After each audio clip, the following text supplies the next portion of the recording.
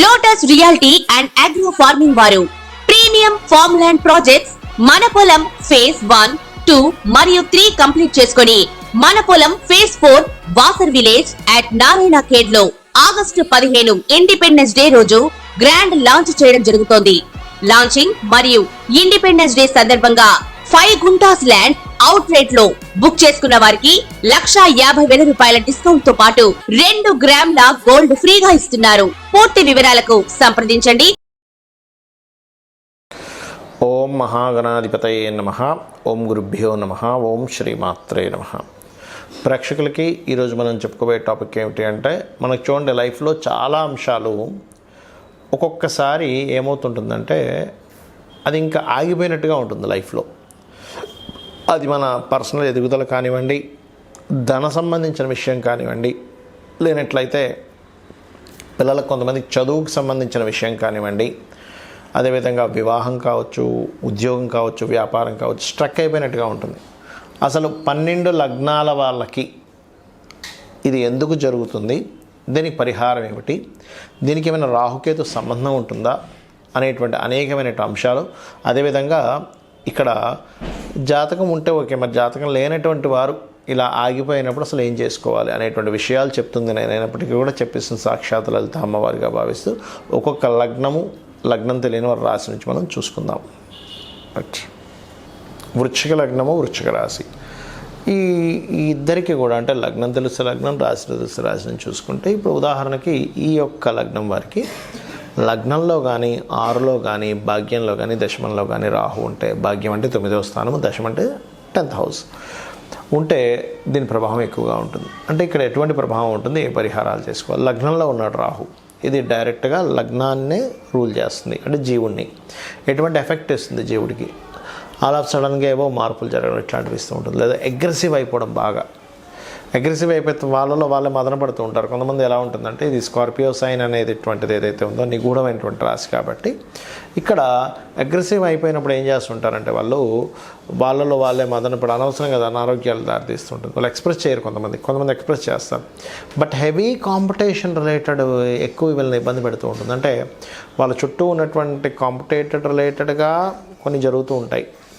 దాంట్లో వీళ్ళు స్ట్రెస్తో ఎక్కువ ఇదవుతూ ఉంటారు. లేదా వీళ్ళు అవతల వాళ్ళ సంబంధించిన విషయాన్ని ఎక్కువ కాంపిటేటివ్గా తీసుకొని స్ట్రెస్ అవుతూ ఉంటారు. అయితే ఏదేమైనప్పటికీ కూడా ఈ రాహు లగ్నంలో ఉన్నప్పుడు ప్రధానంగా గరుడ పురాణం చదవడం మంచిది. రెండవది ఏంటంటే, ఇక్కడ వాహనాల మీద వెళ్ళేటప్పుడు కూడా కాస్త స్లోగా వెళ్తూ ఉండాలి. ఇది ముఖ్యంగా జాగ్రత్త తీసుకోవాలి. ఇక 6లో ఉన్నాడు రాహు, ఇలాంటప్పుడు మాత్రం కాస్త శత్రువులు ఎక్కువ అవుతూ ఉంటారు.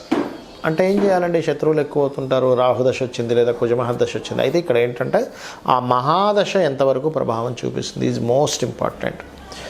6లో రాహు ఉన్నాడు, మహాదశ నడుస్తుంది, వివాహ సంబంధించిన విషయాలు జాగ్రత్తగా ఉండాలి. అదేంటంటే 6 ఎందుకు, వివాహం అంటే 7కి నెగేటివ్.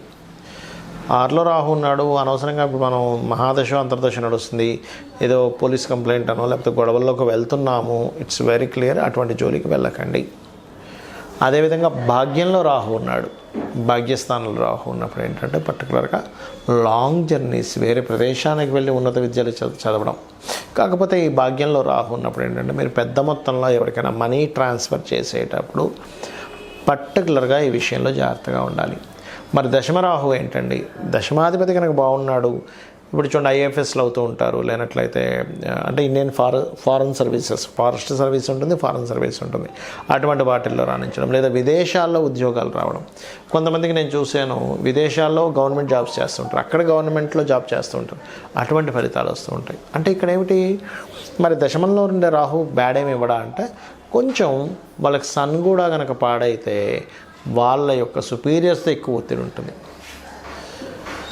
అంటే ఇక్కడ ఏమిటి, ఆ రాహు అక్కడ ఉన్నప్పుడు కొంత రిజల్ట్ ఇస్తే, ఆ ప్లానెట్, ఆ అధిపతి ఎక్కడున్నాడు ఈజ్ మోస్ట్ ఇంపార్టెంట్ థింగ్. ఇది బాగా గుర్తుపెట్టుకోండి. అలాగే మరొక విషయం ఏంటంటే, ఇక్కడ ఈ యొక్క లగ్నాత్ 1, 6, 9, 10 అని చెప్పుకున్నాం. ఈ ప్లేస్లో ఎక్కడున్నా సరే మీరు దశమంలో ఉండి రాహు ఉన్నాడు, అప్పుడు ఏంటి, ఓం మాణిక్య మకుటాకార జానుద్వై విరాజితాయే నమః. ఇప్పుడు ఆ ఇబ్బంది రాదు కెరీర్ పరంగా. మన 9థ్లో ఉన్నాడు, లాంగ్ జర్నీ చేస్తున్నాం, ఏదైనా ఇబ్బంది రావచ్చు. ఒక్కోసారి మనం కరెక్ట్గా ఉన్న అవతల వాళ్ళు మన మీద నింద వేయాలంటప్పుడు ఓం అష్టమి చంద్ర విభ్రాజ అలిక స్థల శోభితాయ నమః. మన లగ్న షష్టమాల్లో ఉన్నారు, శత్రువులు ఎక్కువ అవుతున్నారు అన్నప్పుడు బిల్వపత్రంతో శివునికి అభిషేకం చేయండి. ఈ యొక్క దోషం అనేటువంటి తగ్గుతుంది. చాలామందికి లగ్నం కానీ రాశి కానీ నక్షత్రం కానీ తెలియదు. వాళ్ళు పుట్టినప్పుడు ఏ నక్షత్రం ఉందనేటువంటిది. మరి అలాంటి వాళ్ళు ఏం చేయాలి? ఇక్కడ మనకి వేదాల్లో చెప్పినటువంటి కొన్ని అద్భుతమైనటువంటి అంశాలు నేను మీకు ఇప్పుడు షేర్ చేస్తాను. ఎవరికైనా కానీ గుర్తుపెట్టుకోండి, బాగా అసలు ముందుకు కదలట్లేదు అన్నప్పుడు వాళ్ళు ముఖ్యంగా సర్పసూక్త పారాయణము, అగ్నిసూక్త పారాయణం చేసుకుంటుండాలి. ఇది పారాయణం అంటే వినడం కానీ, లేకపోతే ఇంట్లో పారాయణం చేసి అభిషేకం చేయడము, ఇట్లా రకరకాలు ఉంటాయి. హోమం చేయడం అంత చేయలేము అనుకునేటువంటి వారు చాలా సింపుల్ రెమెడీ ఒకటి చెప్తాను. మీకు దగ్గరలో ఆలయాలు ఉంటాయి, అందులో రావి చెట్టు ఉంటుంది. ఆ రావి చెట్టు కిందని సర్ప ప్రతిష్ఠ చేసినవి ఉంటాయి. అక్కడికి వెళ్ళి చక్కగా మీరు ఒక చెంబులో, అది రాగి చెంబు కానివ్వండి, స్టీల్ చెంబు కానివ్వండి, ఏదైనా చెంబు కావచ్చు, దాంట్లో వాటర్ చక్కగా నిండుగా పోసుకొని అందులో పసుపు, గంధము, ఇంకా ఎక్కువగా తీవ్రంగా ఉంటే కొంత కుంకుమ కూడా వేసి ఆ చెంబును పట్టుకొని ఆ రావి చెట్టు చుట్టూ ప్రదక్షిణం చేయండి. ప్రదక్షిణం చేసి దాని తర్వాత ఆ నీటిని ఆ మొదల్లో, రావి చెట్టు మొదల్లో వేయచ్చు, లేదా అక్కడ ఏదైనా సర్ప ప్రతిష్ఠ చేసి ఉన్నట్లయితే వాటి మీద కూడా వేయవచ్చు. దీంతోపాటు ఇంకొక పని చేయాలి. ఏమిటది అంటే ముఖ్యంగా 4 గ్రహాలు ఏమిటవి? కర్మకారకుడైనటువంటి శని భగవానుడు, అంటే మన కర్మ బట్టే కదా ఇట్లా ఉంది పరిస్థితి, కాబట్టి కర్మకారకుడైనటువంటి శని భగవానుడికి, మరియు కుజుడికి, కుజగ్రహానికి, రాహువు, కేతువు, ఈ 4 గ్రహాల దగ్గర దీపారాధన చేయండి. అలా కాదండి, నా పర్సనల్ చార్ట్ పరంగా ఇలా ఉంది కాబట్టి ఆ పలానా గ్రహానికి, that is different. Me personal chart ఉంటే మీ పర్సనల్ చార్ట్లో అసలు ఏ ప్లానెట్ అక్కడ రిజల్ట్స్ ఇస్తుంది, దానికి దానం చేయాలా, చాంటింగ్ చేసుకోవాలా, లేనట్లయితే దానికి సంబంధించినటువంటిది ఏదైనా ఫుడ్. కొన్నిసార్లు ఎలా ఉంటుందంటే సన్ బాగా పాడైపోయాడు, ఎక్కువ గోధుమలు తింటుండడం వల్ల ఎక్కువ ఇబ్బంది వస్తూ ఉంటుంది.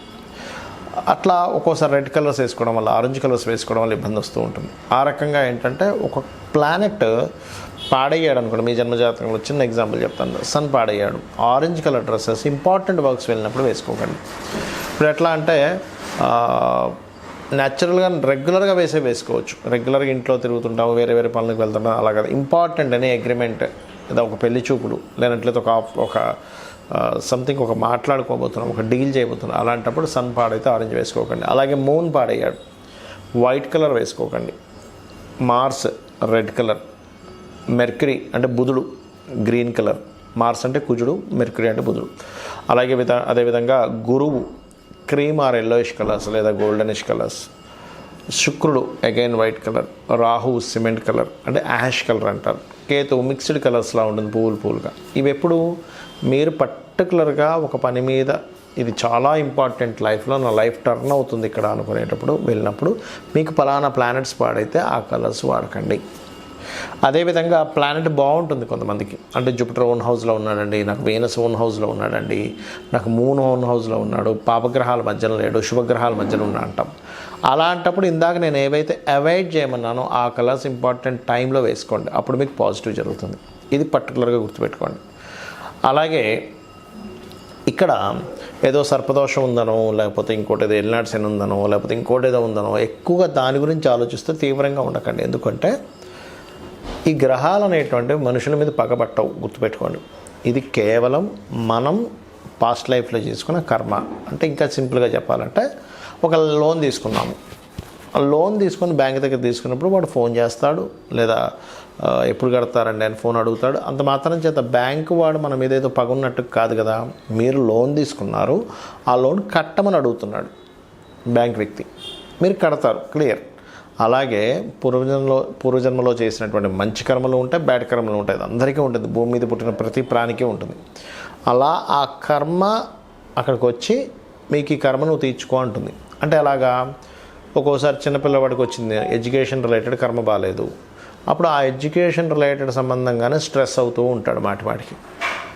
అలా కాకుండా వివాహ సంబంధించిన విషయం బాగాలేదు, వివాహం విషయంలోనే స్ట్రెస్ అవుతుంటాడు. అంటే ఏమిటి, నువ్వు స్ట్రెస్ అవుతూ దాని గురించి ఎక్కువ కష్టపడుతున్నావు అంటే సంథింగ్ కర్మ అక్కడ కనెక్ట్ అయింది.